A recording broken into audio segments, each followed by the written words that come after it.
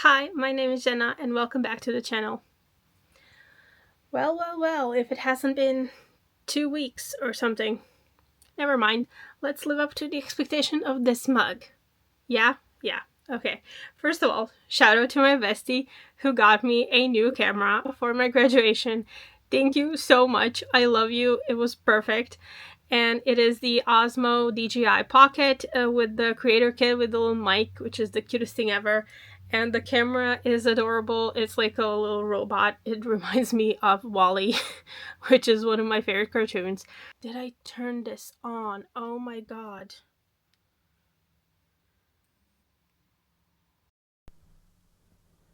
Oh my god, I didn't turn it on.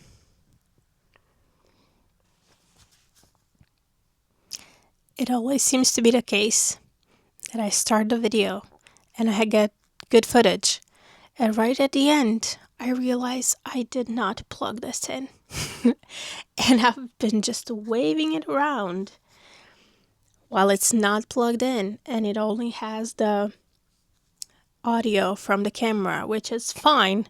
But since this exists, anyway,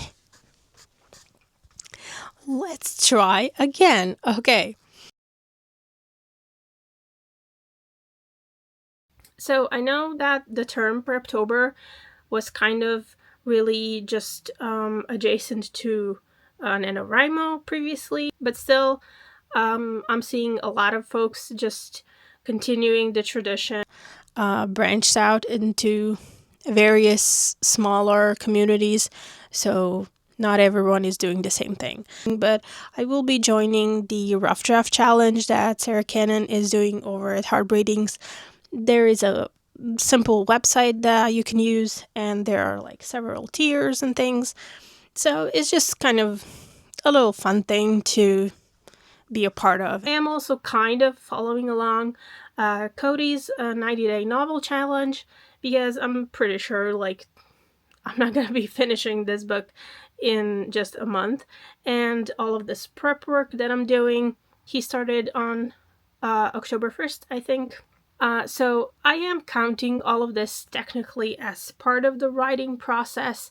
So writing, to me, it takes a lot more than just sitting down and typing. That is maybe just more fun to show. That part is really fun when you can kind of show people, especially when I'm trying to do this, where you can tell your word count or just feature your work in some sort of way. But that's not all of what writing is, at least to me. My god, I'm losing breath. I'm losing caffeine levels. Honestly, I have just been mostly playing around with this camera, trying to find a good setup, trying to figure out the concept of my videos, trying to kind of plan them out. I've been practicing filming, and it is honestly so much more work than I could ever anticipate. People have said that while you're doing a creative endeavor, like you're trying to film yourself doing your hobby or like writing or whatever, that the content creation takes up a lot of time. And it really, really does, especially when you're a beginner and you're just figuring things out and you're making mistakes and you have to do things all over again. But I am glad that I started now. So by November, I will be more practiced at this when things get more interesting and I have something to show for. Like I can show you word counts and documents and more of the classic AuthorTube content. The main ideas I have for videos are to show you how I plan to outline and maybe how I brainstorm, how I come up with names and characters and lore, and show you the mood boards and all of the fun things you expect from kind of the brainstorming outlining videos. So I had a few options to choose from for November. So I have the drafted novel from 2021 that is fully shelved now, but it is a story that is still kind of in my mind and I will return to it at some point. I won Nano just 1 year. I think I mentioned that already. And that project I fully pantsed. I just sat down every day, and that was the only month that I actually persevered with that and made it all the way through. And just the act of doing that has been so beneficial, because I broke this streak of just starting and even writing several thousand words of a project and never getting even to the midpoint, or let alone to the end. So that project still means a lot to me, even though I've fully like shelved it, because it was a project that I completed. I reached the end. I know how it ends. I know what happens. I know all the major plot beats.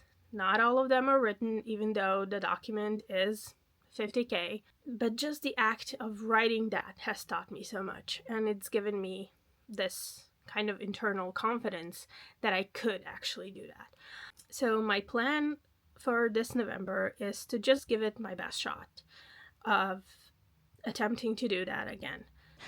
But that wasn't one of the contesters. The other two are in a similar stage of development, let's say, which means they're just tons of notes and brief outlines, character profiles mainly, some lore descriptions and things like that.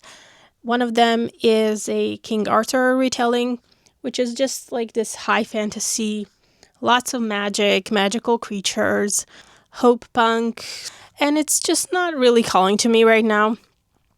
Now I am just, for over a year, really obsessed with this other project, which is called Project Orion. I got the initial idea sometime last year. I was heavily procrastinating writing my master's, as one does. And I just kept watching so many movies and TV shows that I love the story or the inspiration of, but there was, in every single one, there was something that I felt like it wasn't fully explored, or it wasn't really what I wanted, and I just kept watching them, like in the background, or, fully just watching it and not doing my work. It was all well. I finished it. It's cool. It's fine. It's fine. So this project will be kind of just me fully indulging in that, in just writing, in just putting everything that I love in a story, in this one story. The most vague initial description that I can tell you is that it is about a young woman who goes back to live in her small town. She will probably be living with her dad or replacing her dad at his job. He's either retiring or they will work at the same place. That is completely unnecessary information and really not that important for the story. Anyway, she has a friend from childhood who will turn out to be a werewolf, and there's a new mysterious neighbor who will turn out to be a vampire. The story ensues from there. They will be a throuple, at some point. It probably will be kind of a slow burn, and I'm thinking of it as a romance. I think it will be a romance because I'm pretty sure their relationship is what will drive the plot forward. But like I said, I haven't outlined this. I don't know. It might just end up being like an urban fantasy with a romantic subplot. That could be a possibility too. But so far, I am thinking of it as a romance. It is also going to be a part of a series, most likely. Like I said, I still don't know, really. But the way this world was just expanding, just for me briefly, jotting notes down, I'm pretty sure it's going to be, it will at least be a trilogy. I'm pretty sure. And I do have this kind of somewhat strange series outline that I will attempt to show you. I'm probably not like reinventing the wheel. Somebody has already done this probably, but it might be interesting. I don't know. I want to show me just brainstorming this more, doing an outline. I'll probably do like scene cards, and I would love to do like a big board on the wall and have my outline there. That just seems so handy to me, and I feel like it's going to make things much more clearer in my mind once I put them up. So I think that is it for this video. It's a bit shorter than I anticipated, but there will be more interesting things coming. Please tell me if you're doing a November challenge. What are your projects? What are you working on? Are you joining any of the kind of organized challenges that already exist, or are you doing something of your own? And yeah, just chat to me in the comments. Are you interested in Project Orion? And if you want to hear more about how I actually plan to start writing in November,